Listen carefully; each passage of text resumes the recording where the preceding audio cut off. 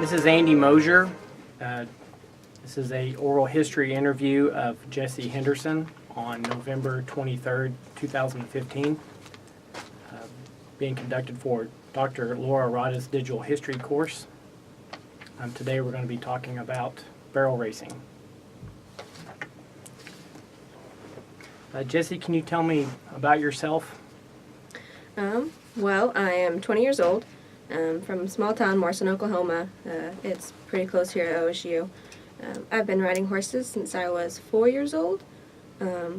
We've always had at least probably 5 horses on the property. Me and my brothers both competed.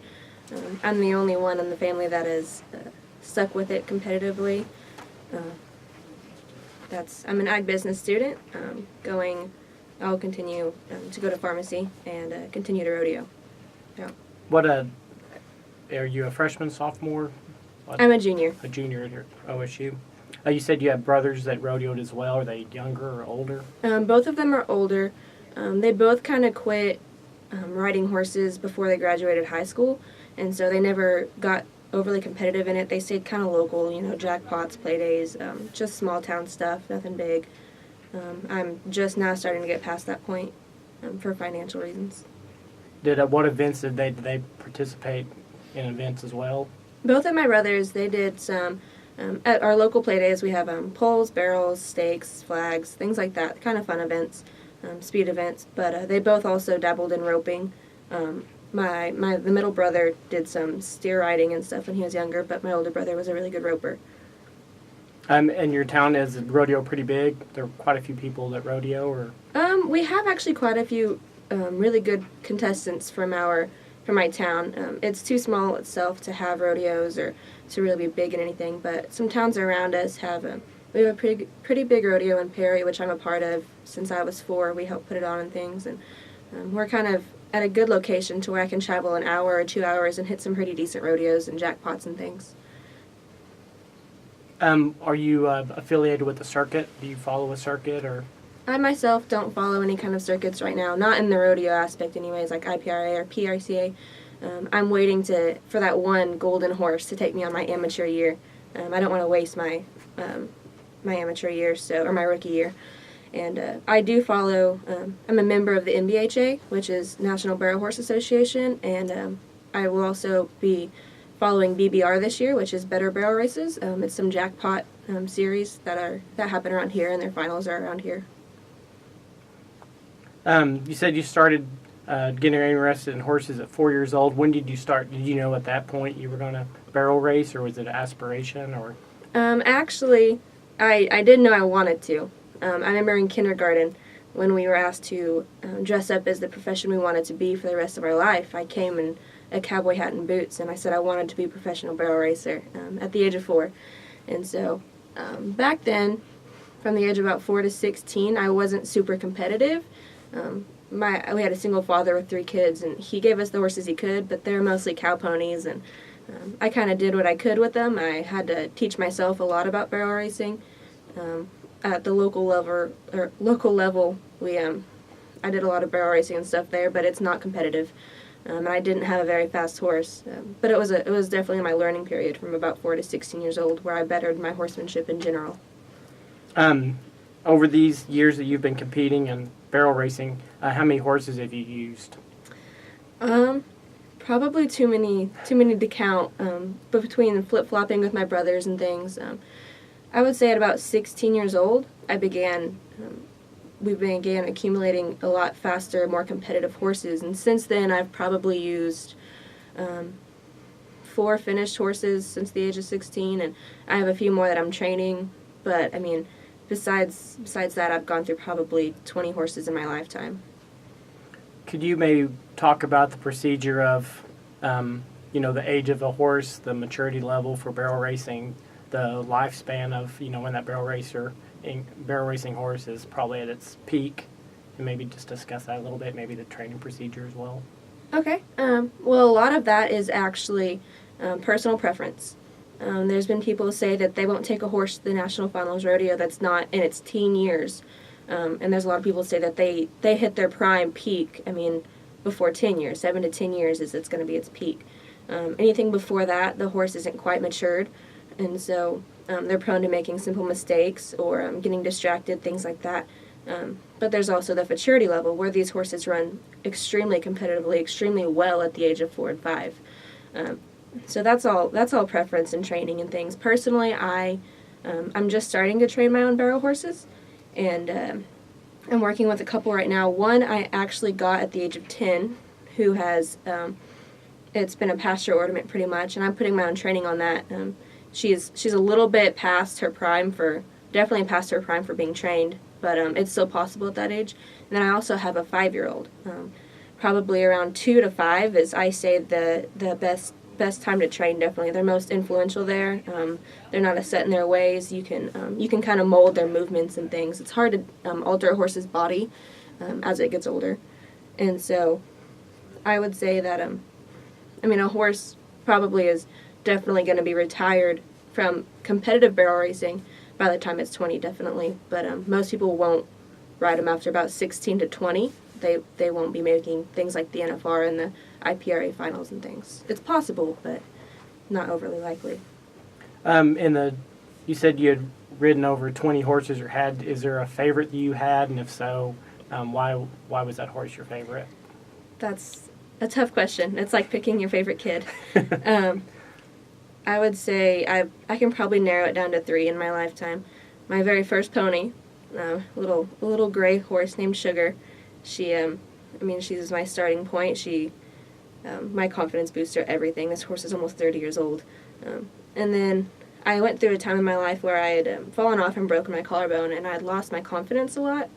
And so when I decided to get back into riding, probably a year later, we found a horse, and his name was Bulldog. He was an old team pinning horse, not barrel racing, but I trained him to be a barrel horse. And that's the horse that boosted my confidence and got me back into the saddle. And right now I currently ride a horse named Harley. Her registered name is Miss Easter Rhyme, and she is definitely my number 1 horse right now. She is a diamond in the rough. I was lucky to get a hold of her. She's, for the price that I got her, definitely.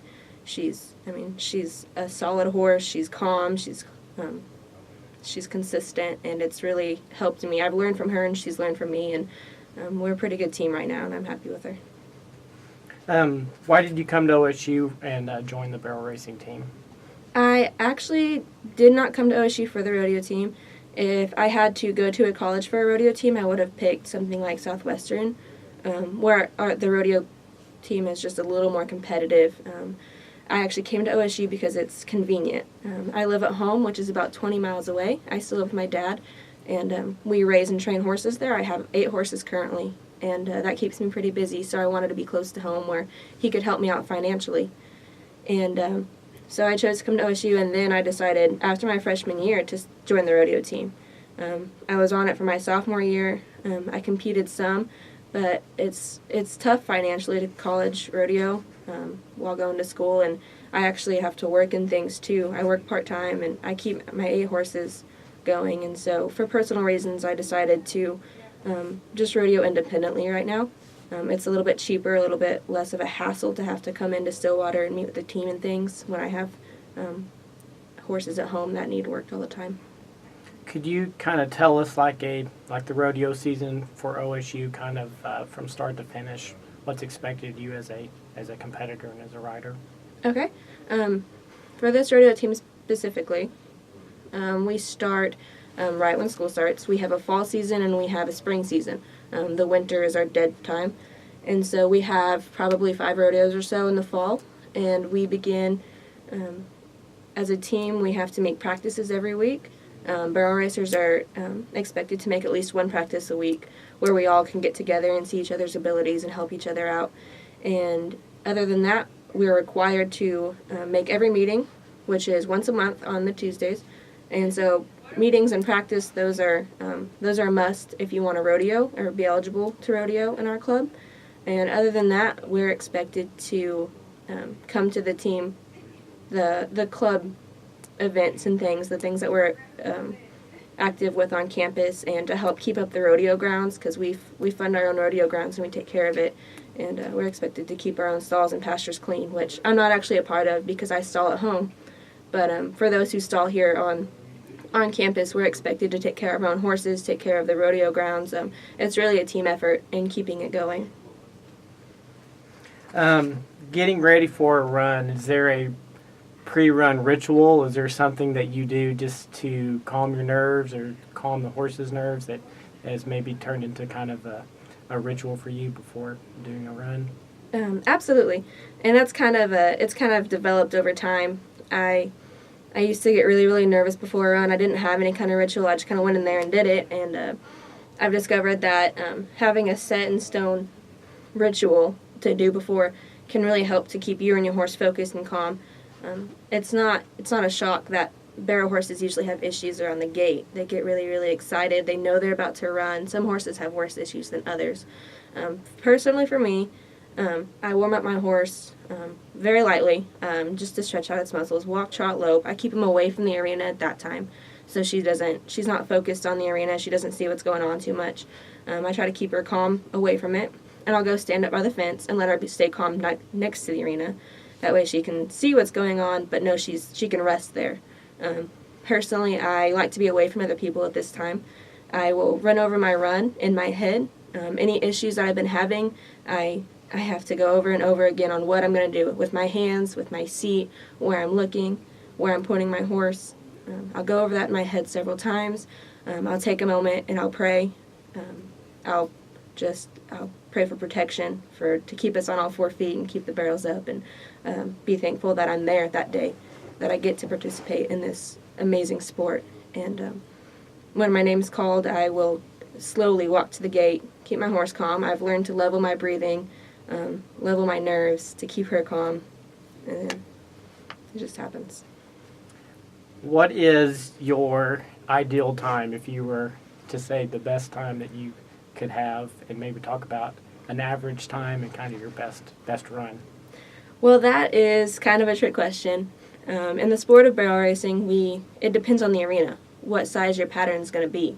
You can go as far as Pendleton, where when you win it, you're in the 20s, down to, like the college rodeo in Alva, the winning time is usually an 11-second time. So there's a huge range of pattern size. On a standard pattern, the record right now held by Brittany Posey is a 16.4, and so there's no way of having your average time or your standard time, because in my home arena where I run in Perry, Oklahoma, it's a large pen, and I'm usually running 18.7 patterns, but when I go to some indoor arenas and things, I can run down to 16.5 second patterns. It's a huge gap. There's really no way to tell what your best time is, because it depends on your arena. You have to have your best time for that arena, and then you have to have your best time for, that sets that pattern. And I can say that in barrel racing, it's a D program, a division, so it's a 1D, 2D, 3D. The horse I have now consistently runs 2D, 3D times, so I'm usually a half a second to 3/4 of a second off of the winning time. So that's where we kind of range that's how we keep track of our times, is what D you can run in. So my horse, I haven't got that 1D horse yet. So right now I'm staying pretty solid in the 2Ds. From your own opinion and discussing and talking with you today, could you talk about how do you feel if barrel racing is a real sport or not? Absolutely. And absolutely any rodeo person is going to tell you that it's trying on your body, it's trying on the horse, there's a lot of wear and tear that goes down, there's a lot of, we count things like football and basketball and soccer as sports, and those are no doubt sports. You have to put a lot of effort into those things, a lot of time, a lot of practice, but whereas they're working with an inanimate ball, a football or a baseball, we're working with a 1,200-pound animal that has its own mind, its own ways. They have bad days just like we have bad days. You're expected to go full speed, stop on a dime, turn at high speeds, stay on the saddle the whole time. I would definitely count it as a sport. There's a lot of work put into rodeo in general, and especially barrel racing, where, I mean, we have to ride these horses. Our horses are athletes just like us. It's a true sport, and there's a lot of training that goes into it. Just, I mean, a football player has to train several times a week, several times a day maybe. We ride our horses several times a week, or it's going to fall apart. It's like any other sport.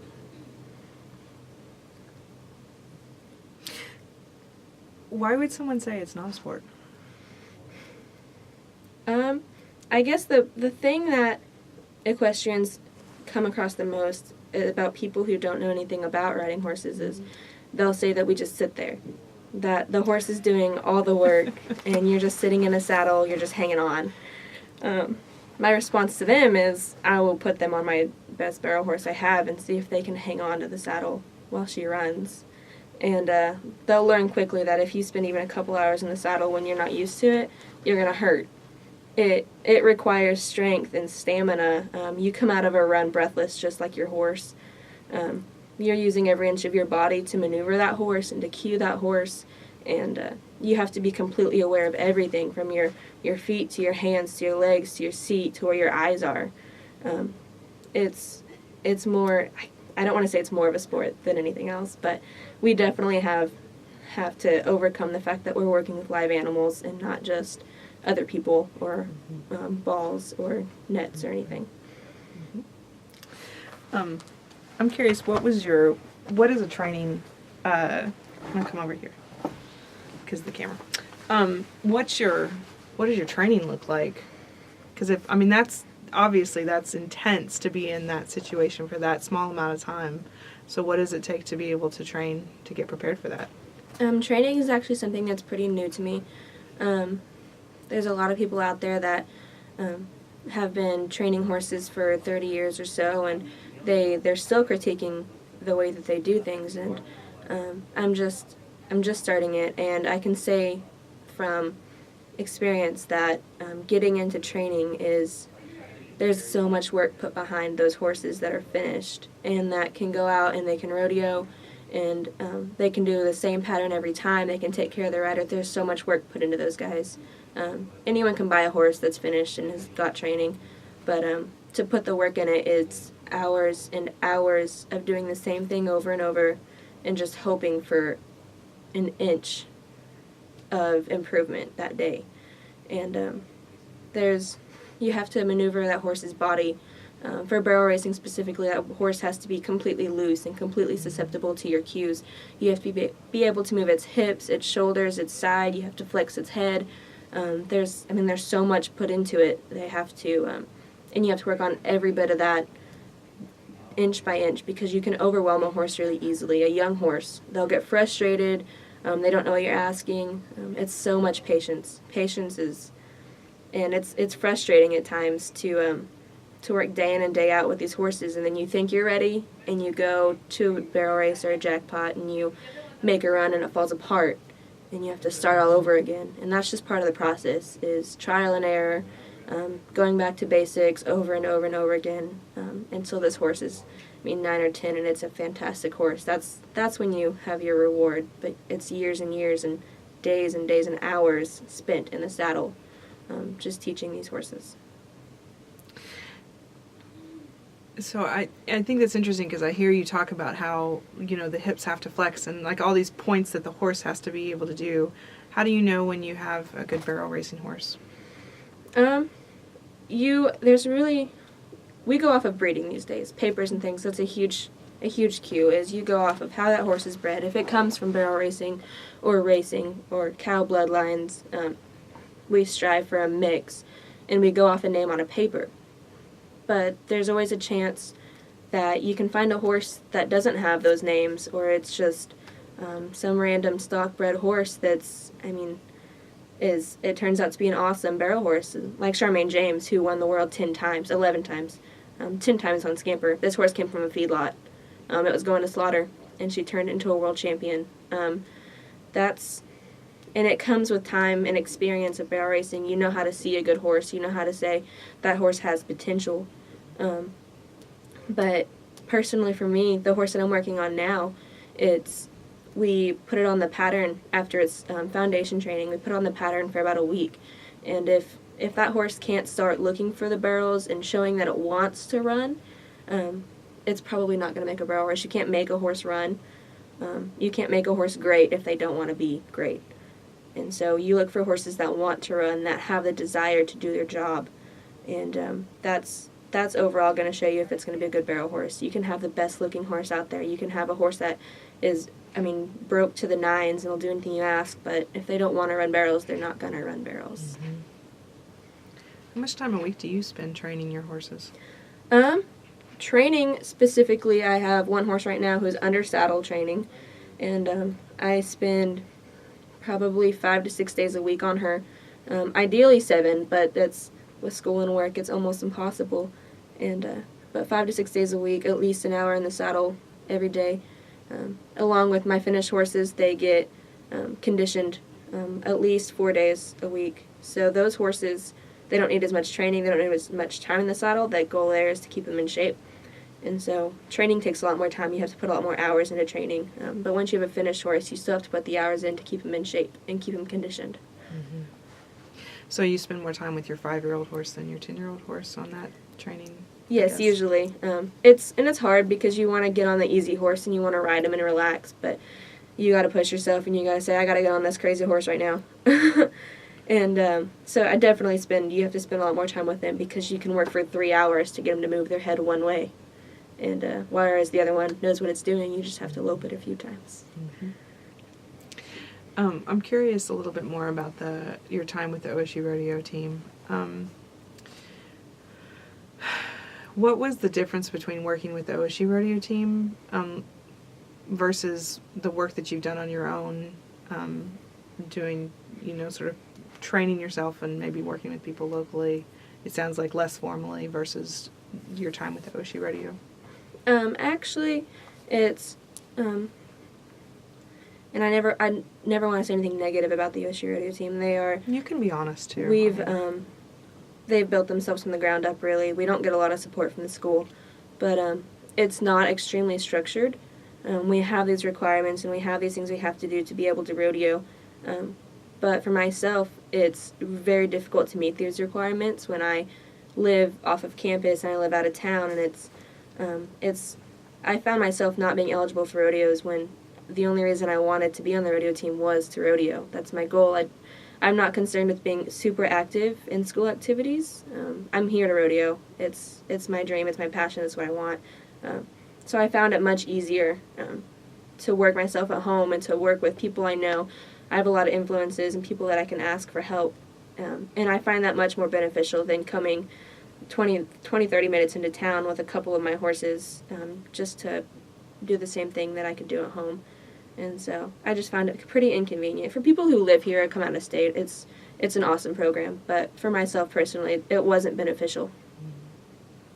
Was there anything here from the training aspect for you, maybe you who works with your horses, that was different?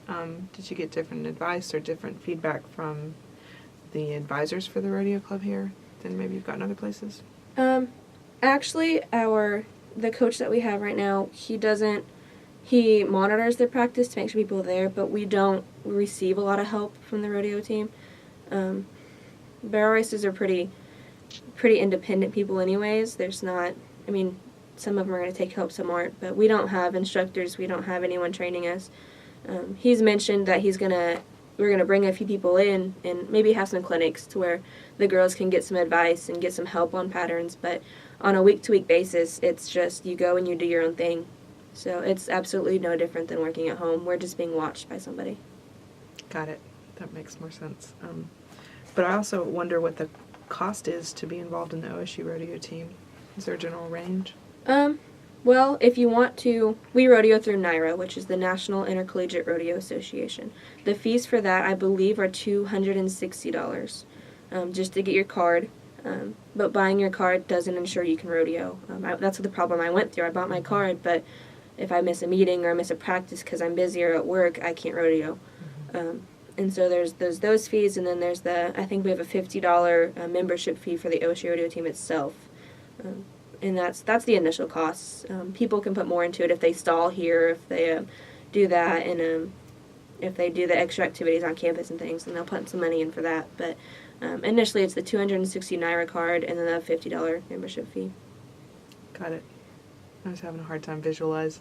Because we talked about this, horses in general are expensive. So I'm sure there's different fees if someone's from out of state and brings their own horse and needs to stall versus... But you had gas money to have to haul them here, right? Absolutely, and those aren't mentioned. Those are just kind of, when you're in rodeo, you know it's there. There's entry fees to where every event you're in has $50 or $60 entry fee. There's hauling for, I think our farthest rodeo is probably 4 to 5 hours away. There's the diesel for that. There's the feed for your horse. There's stalling your horse at the rodeos, which is a separate fee if you want to stall there. And there's just, the endless cost of owning horses, of traveling, of feeding them, of entering. I can hardly put a number to it. It's just expensive. Is there, too, for winning at the college level, is there a cash reward, or are you compensated some for that? I personally have never, for the few rodeos I've gone to under the college rodeo, I have never received money back. But for those few who do place in the money, there's not a lot of compensation. That's one of the reasons we don't get support, much support, is they say that we rodeo, we compete for money. Well, the money we win doesn't cover the entry fees, the traveling expenses. It barely compensates us for that day, let alone the time and money put into it throughout the year. And so there's not a lot of money to win back in the college rodeo. There's more in the professional area, or professional level of rodeo, but still, any horse market is not a money-making market. We do it out of passion. We do it because we love it. Even the pros, people winning, millions of dollars, we're pumping an equal amount into our horses, into our hobbies, into our lifestyle. And so this isn't a money-making game.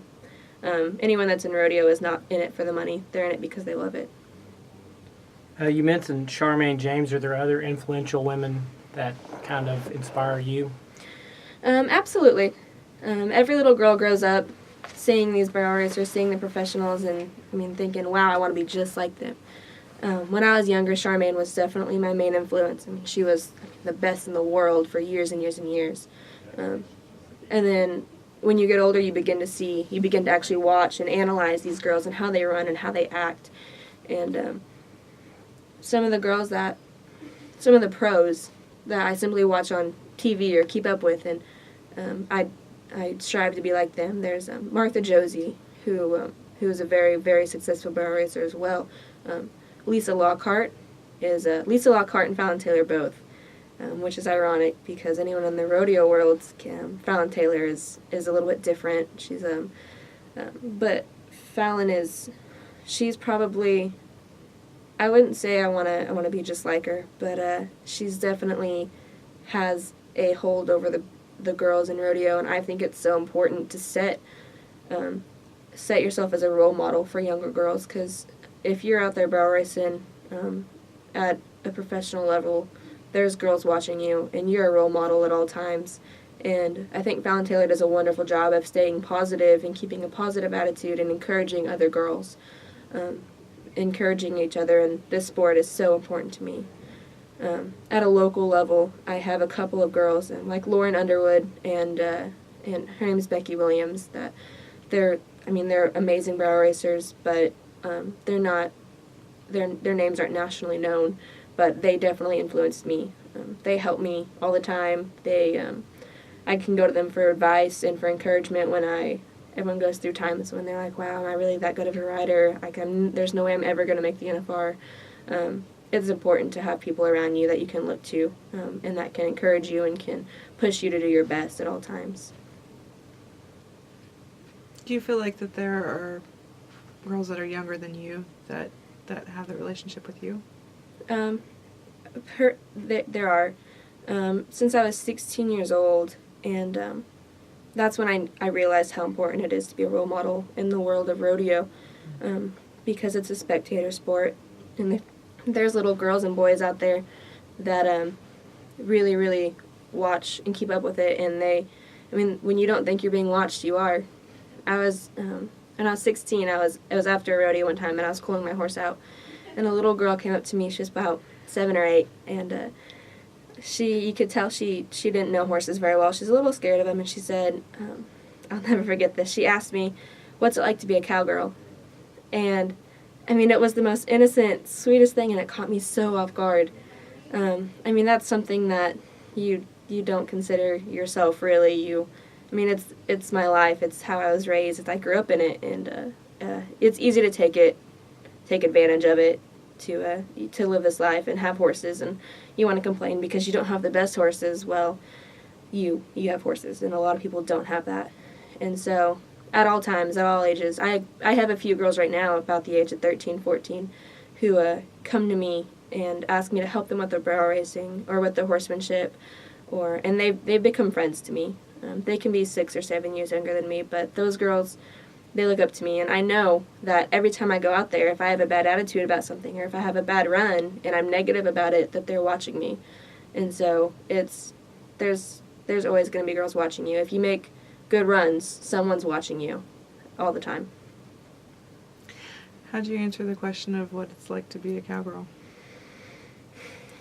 I guess I remember the question. I hardly remember my answer. It's one of those things you try to brush it off, and I mean, it's not a big deal. It's not like, I mean, cowgirl is such a term that we don't use very much anymore. I mean, we ride horses, we're barrel racers, but to be a cowgirl, that's how these little girls see us, and it seems goofy to us, it seems funny to us, but to them it's such a big deal. And so I brushed off the question, and I asked the little girl if she wanted to ride my horse, and I led her around on my horse that night. And even if she never owns a horse in her life, I hope she remembers that night. I think that's a brilliant answer to that question. Here, let me show you. Yeah, that's the only way we can do it. You can't describe this life. So, talk to me a little bit about ag business. Like, why'd you choose that, and what are you going to do with it? Do you have an idea? Well, I'm actually just finishing my ag business degree, and it turns out I'm probably not going to use it. This last summer, I was looking around. I was at my house on my farm in the horse pasture at the barn, and I was looking around, and I was thinking, this life is expensive, and I'm not always going to have Daddy there to fund me. And so, he was able to give me such an awesome life. He gives me everything I could ever ask for with these horses and trailers and hauling all the time and competing. I know it's expensive, but I don't personally feel that financial burden. And so I realized that I'm going to have to do something down the line that can allow me to fund this way of life, and that I can fund my children. Hopefully they want a rodeo. And so I decided to do pharmacy. I was looking into fields that paid well, and didn't, maybe not a doctor or a vet, because I'm not prepared for that. That takes a lot of preparation.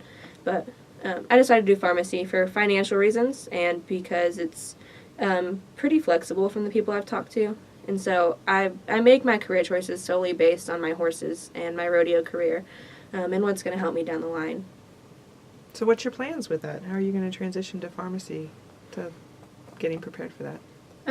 Well, I'm actually going to, since I'm almost through my ag business degree, I'm going to finish that out, but I'm going to kind of spread it out a little bit, probably over another couple semesters, and I'm going to slowly add in all my chemistry and the prerequisites that it's going to take to get into pharmacy school, because that's a whole other several years in itself. So I'm going to kind of combine them as much as I can, take some chemistry and physics to get me prepared, finish my prereqs here, and hopefully go on to OU. I have a brother in Tulsa that lives there, so hopefully I can, thinking financially the cheapest way to do this, because it's going to be expensive either way, I'm gonna pick the way that I can go that allows me to still ride horses most of the time, and be able to go to school as well. A house divided, and a person divided. Yes. With Bedlam so close, I hate to get into this debate. I grew up an OU fan, but came to school and I was overcome with the school spirit and the camaraderie that we all have here, wearing orange. And at first I was hesitant to put on any orange. I didn't want to. But I'm OU at heart, but this school is, I mean, it has definitely affected me. It gets under your skin after a while. I love it here. It does that. Well, so that also leaves me like, this epiphany of I'm really going to have to step up my financial game for the rest of my life to be able to afford this lifestyle. What does your dad do? My dad is actually, he works at, it's Charles Machine Works, which is Ditch Witch in Perry, Oklahoma. He's worked there his whole life. He's, I think he had kids at the age of 20, was when our brother was born. And I solely believe people are born with talents, born to do things. Like, I was born to be a barrel racer. Like, I know this is what I'm meant to do. Like, I'm good at it. I believe my dad was born to be a parent. He has done nothing his whole life but prepare for the future and for his kids and taking care of us. Since I was 4 is when my mother left, and he was a single dad with 3 kids. And he's never had a great paying job. He was a welder out there for about 20 years, which it pays good, but there's a lot of wear and tear on the body. And now he has an office job, but he doesn't have a college degree, so he can't move up in the ranks out at Ditch Witch. And so he's stuck, not on salary or anything. And he's extremely, extremely smart with his money. And that's how I've gotten to where I am today, is he's taken the time to prepare and to financially prepare and save money. And his advice is to always live below the standard, live below what you actually can live. I mean, if you can live a middle class life, drop it down a notch. If you can live to like the lowest amount, like if you can spend the least amount you possibly can, like don't have the luxuries, don't go out and eat all the time, don't go out to movies, don't do it, because that money can be used for future. And it's definitely changed my life. I couldn't imagine not having all I have today, and he's made that possible. It's all my dad. I think it's interesting. Maybe talk a little bit about your decision to go to school, because it seems like you have this path that's in front of you that doesn't necessarily require a college degree. So I'm curious why you chose to take that path. My dad definitely pushed me. He doesn't care what I do in college. He wants me to have a degree, because in this day and age, a degree gets you so much farther than someone without it. It opens up doors that he's never had open for him, and he knows that there's you can make a lot more and be a lot more successful if you just have a degree under your belt in general. And so he wanted us to have that. He's set up the college funds and everything to help us get through, and he told me to come to college, and I didn't want to. He said when I graduated I had a choice. I had several $1,000s in this college fund, and he said I could pull it all out and spend a year in professional rodeo, but that's about all it's going to fund, is maybe a year's worth. Or I can go to college, and maybe I'll put off my professional career, and I won't get there quite as fast, but I'll prepare myself, and I'll be financially stable to where I can do even better. Like, if I would have jumped into PRCA the year I graduated on the horse I had, I wouldn't have won a dime. But this gives me time to figure out where I want to be in life, figure out what I want to do, how I'm going to make money, how I'm going to... and it's given me a lot of extra time to improve my horses and riding in itself. And so I'm very thankful he pushed me to go to college. I think with his background and knowing that he can't advance anymore where he is, he wants better for his kids. He always has. Mm-hmm. So at what point, I hear this in what you're saying, and I'm trying to figure out where it stands, but your goal is to ride professional for whatever period of time that you can do, and wherever that takes you is what it sounds like. At this point, when you're looking at more school and you're kind of also looking at this other area that you have to follow, where do you think that stands in your future right now, the professional rodeo? I probably won't get to a PRCA level, which is the NFR. That's the top of the top. I probably won't join the PRCA until I'm out of pharmacy school. I as much as I'd love to jump into it and just learn about it, and I mean, trial and error all my way through it, I know it's going to be a smarter choice for me to hold off and to improve myself at an MBHA, BBRs, at a barrel racing level, and then jump into the rodeo world. Because just barrel racing and rodeo are they're the same, but they're completely different financially and time-wise, how much time it takes. And so I think I'll probably start out at an IPRA level, which is International Pro Rodeo Association, and then there's PRCA. IPRA is just a little bit easier to get into. It's a little less competitive. The finals are right here in Oklahoma every summer, I believe, and it's going to be a little less expensive, and I don't have to travel quite as far. I'll have better luck in that, and I'll learn a lot about the rodeo world through IPRA, but I don't see myself joining those associations until A, I'm out of pharmacy school, or B, I have a horse that I know is going to be a successful rookie year, because I don't want to waste the first year of having my card on an average horse. I'm going to wait because it's a big year, and I'm gonna wait till it's worth it. Got it. You mentioned Oklahoma being the place for the championship for the IPRC, right? IPRA. RPRA.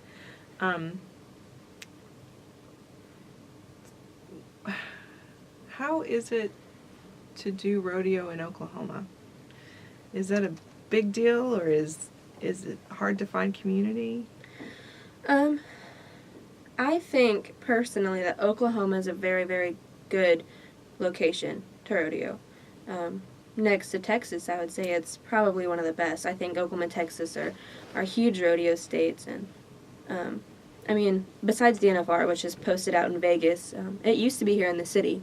It moved to Vegas just for, I mean, we couldn't take it anymore. It's too big of an event for us probably. But Oklahoma is the horse show capital of the world. There are more sanctions, more breeds that have their finals here in Oklahoma City than anywhere else. We have more finals and world shows and everything here than any other state. I think it's a prime place to be in the horse world, in the rodeo world anyways. Horse racing, maybe not. But it's convenient. You can rodeo Oklahoma, Texas, Kansas, New Mexico. We're kind of centered. We're to travel as much as you want or don't want. You could stay close to home and still make some pretty decent rodeos. I mean, Louisiana, Mississippi, they're not so far. We're kind of right in the middle, so it's convenient. I really think it's one of the best places to be if you want a rodeo or show or anything. Do you keep up? Have you read much or kept up much with the history of the rodeo industry in the U.S. or even in the region? I am definitely not a history buff. I know bits and pieces, things that are interesting to me. I know maybe. I'm not good at specifics like dates, times, and names. But I did a lot of rodeo queen pageants, and so we had to know quite a bit about the rodeo industry in general. I wouldn't say I'm totally great on history. I mean, I've been to the Cowboy Hall of Fame and things like that, but I couldn't remember all of it. But I just, the idea of it, I guess, is more important than anything to me. To know some of the greats and some of the how rodeo has progressed over the years and such. What's involved in a rodeo queen pageant? That's a whole different world. It's much like regular pageantry, but dirtier. We have to sit on these horses, and we have to, have the hair, the makeup, the smile, the wave. We have to, it's a beauty contest on horses. But more so than that, the thing that people don't see is that you have to be knowledgeable and passionate about the sport of rodeo. You can't come into the rodeo world and want to be a rodeo queen just so you can look nice on a horse. We're promoters of the sport. we wear those crowns not just because they look nice. We wear them because that's people come to us, they see us, kids see us, and we're there to give a positive outlook on the sport of rodeo. We're supposed to be knowledgeable about it, so we can portray the sport in a positive manner to the crowd, to the spectators. We speak for the stock contractors, the rodeo committees that we support. There's a lot of time and effort put into it, just preparing, so you know your history, you know what's going on in the PRSA or the IPRA, you know contestants, you know how the sports work, how every event works in rodeo, their penalties, everything like that, and there's that whole part of it, and then there's the part where you have to always look nice, and you always have to be cheery, and it's as stressful as it is. It's one of those things where there's always kids watching you, and we're meant to be a positive outlook on the sport of rodeo and to promote it in the best way that we possibly can. So what Miss Rodeo contests have you participated in, and have you won any? I have held 5 crowns in the last 2 years, and I haven't done Miss Rodeo Oklahoma. I was about to step into that level when I actually decided to quit rodeo queening to barrel race. They're really hard to balance. If you want to go to a state level, I had my application and everything for Miss Rodeo Oklahoma filled out, and I decided that the burden of that, not a burden, it's really an opportunity, but you have to dedicate yourself to it, definitely. It takes a lot of time, and so I decided that I didn't want to put barrel racing on the back burner for a year or 2 years or whatever it took to do Miss Rodeo Oklahoma and Miss Rodeo America. I did a lot of more local competitions. I started like in Perkins Rodeo Queen, Perry, or Cherokee Strip Riding Club Queen in Perry, Oklahoma. I was the Central Oklahoma Junior Rodeo Association Queen, the Tulsa State Fair Queen. I think I'm missing one. Oh, the 89ers Day Queen in Guthrie, Oklahoma for that entire celebration. I think those are the only 5 titles I've held. I ran for a couple more. I got runner-up in Newkirk Range Riders Rodeo, where I lost to the current Miss Rodeo Oklahoma, so no shame there. And it's a wonderful, wonderful world. It really, really helped me to be able to talk to people, to be able to present myself, and it gives you a lot of connections in the rodeo world. I think it helped with my barrel racing even a little bit, just because as a rodeo queen I was able to meet with these contestants and talk to these people and make these connections and be seen as a rodeo queen, and then I take off the crown and I'm a barrel racer and I have these connections and stuff, so. Mm-hmm. You'd mentioned the IPRA and traveling and different states to compete. I noticed at the team roping level, a lot of team ropers will have horses waiting so they can just go get on an airplane and fly and ride different horses. Is that something that barrel racers do sometimes? And if so, what would be the pros and cons of riding a fresh horse, but at the same time riding a horse that you don't know? That's a little bit different in barrel racing than it is team roping.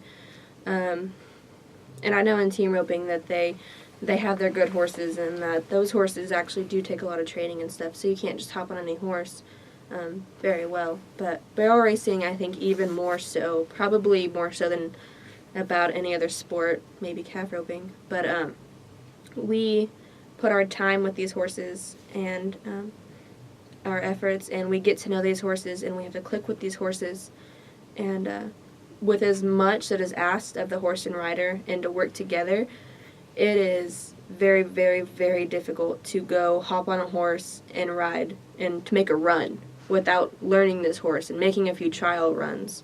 The girls that go to the NFR say they have to do 10 rounds back to back, and they use, if you were to take a horse up there that you've never ridden before, there's a huge chance you could blow your pattern or bow off a barrel or hit a barrel, because every single horse that you ride is different.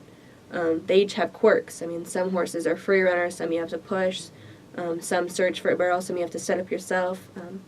mean, there's millions and millions of different things that you have to know about that horse to be able to make a top run. And I wouldn't say, I don't know any barrel racers personally that can fly out or go somewhere and have a different horse or use a horse. There's some girls that when they're at a buy-in, they'll borrow a horse that they know is a good horse. But those girls, they have to be great riders. It has to be a pretty solid horse for you to be successful on it. I personally I've used my friends' horses a couple of times. I can hop on theirs, and I rode it a couple of times and had to run, but usually those horses are going to be solid and consistent. And then there's some horses that you have to work for a run. Those people, they have to know how to ride those horses. And so there's a lot of pros and cons. You, like the NFR where you have to do 10 runs back to back, that's trying on a horse. It's extremely difficult to make those 10 runs. The horse is going to be exhausted by the end of those 10 runs. And so they'll take multiple horses or they'll borrow a horse for that. But I would say that they've practiced on it. They're not going to go compete for money and for a title, for buckles, for a world championship or anything on a horse that they've never ridden, unless there's no other choice, like their horse is lame or something. That might be the only choice, but ideally, no. We spend the hours and hours and hours on these horses to connect with them and to know exactly how to run them. So on a week, when you're practicing a week, what would you say, how many hours do you put in that week for that 17 seconds in that run?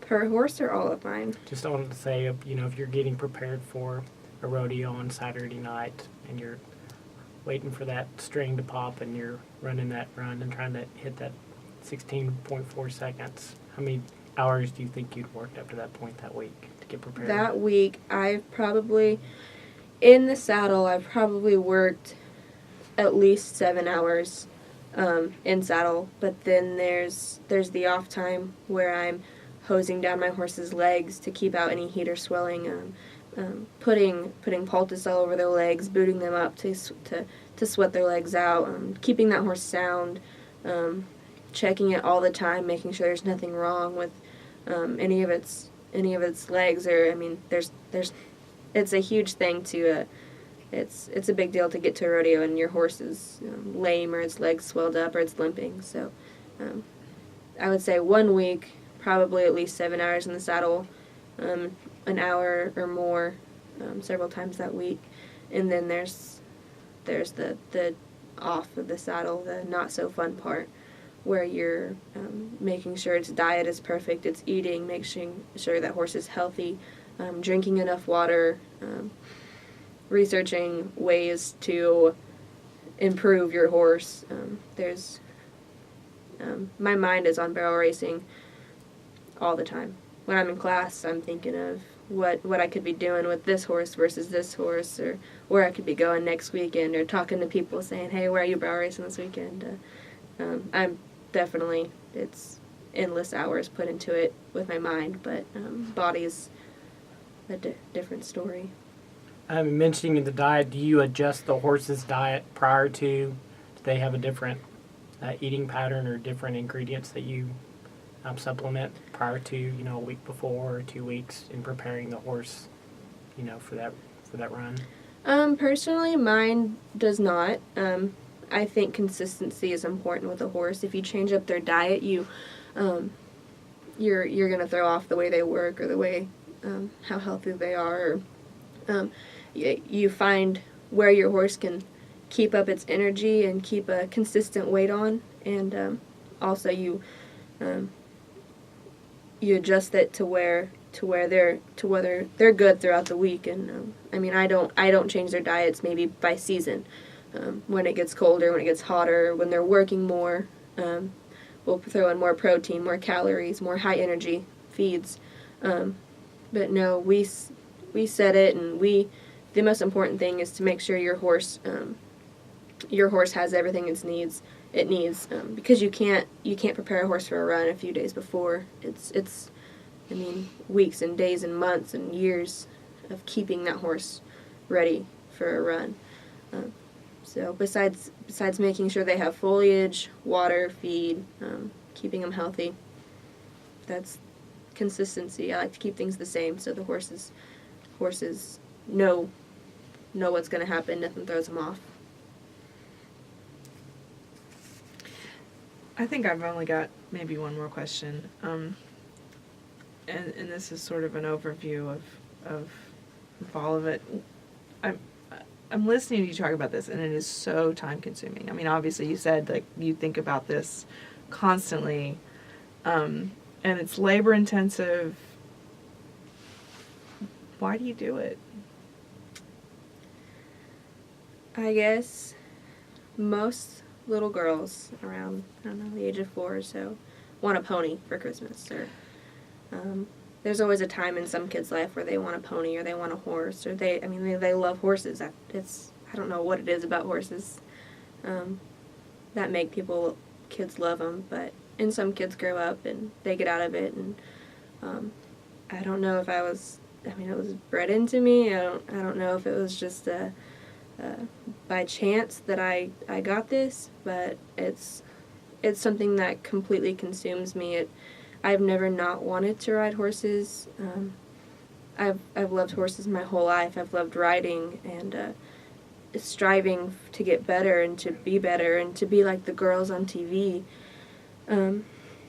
We do it because it's fast. It's a rush to shave 1/1000th of a second off your time, and you put tens of thousands of dollars into a tenth of a second, and it's a little bit ridiculous, I guess, if you look at it.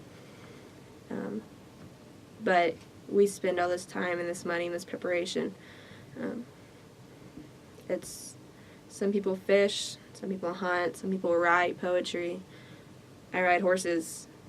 They are everything to me. I couldn't imagine a life without horses. It would be like a life without air, like trying to live without air or water.